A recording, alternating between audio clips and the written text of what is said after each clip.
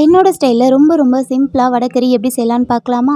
1 மணி நேரத்துக்கு முன்னாடி கடலைப்பருப்பை ஊற வச்சு மிக்சர் ஜாரில் போட்டு இந்த மாதிரி கொரப்பாக அரைச்சி எடுத்துக்கோங்க. ஒரு பேனில் கொஞ்சமாக ஆயில் ஆட் பண்ணி அதில் வந்து அரைச்சி வச்ச மாவை இந்த மாதிரி வடை ஷேப்புக்கு தட்டி 2 பக்கமும் லைட்டாக கலர் சேஞ்ச் ஆகி வர அளவுக்கு பொரிச்சு எடுத்துக்கலாம். ரொம்ப வந்து கிறிஸ்பியாக ஆக வேண்டாம். இன்னொரு பாத்திரத்தில் கொஞ்சமாக ஆயில் ஆட் பண்ணிவிட்டு பட்டை, லவங்கம், கிராம்புலாம் வந்து சேர்த்துட்டு அப்புறம் ஒரு வெங்காயத்தை குட்டி குட்டியாக கட் பண்ணி சேர்த்துருக்கேன். வெங்காயம் லைட்டாக கலர் சேஞ்ச் ஆனதும் ஒரு பச்சை மிளகா, 2 ஸ்பூன் இஞ்சி பூண்டு பேஸ்ட், அப்புறம் ஒரு தக்காளியை குட்டி குட்டியாக கட் பண்ணி சேர்த்துருக்கேன். தக்காளி கொஞ்சம் சாஃப்டாக குக் ஆனதும் மசாலாஸ்லாம் வந்து ஆட் பண்ணிடலாம். மிளகாய்த்தூள், மஞ்சள் தூள், கரம் மசாலா, அப்புறம் தனியாத்தூள். மசாலாஸோடைய பச்சை வாசனை போகிற அளவுக்கு நல்லா வதக்கிட்டு தாராளமாகவே தண்ணி சேர்த்து தேவையான அளவுக்கு உப்பு சேர்த்துக்கலாம். சோம்பு வாசனை பிடிக்கும்னா தாளிப்புக்கு கொஞ்சமாக சேர்த்துக்கோங்க. ஏற்கனவே பொரிச்சு வச்சிருக்க கடலைப்பருப்பை உதுத்துட்டு சேர்த்து ஃப்ளேவருக்கு கொஞ்சமாக கொத்தமல்லி சேர்த்துக்கோங்க.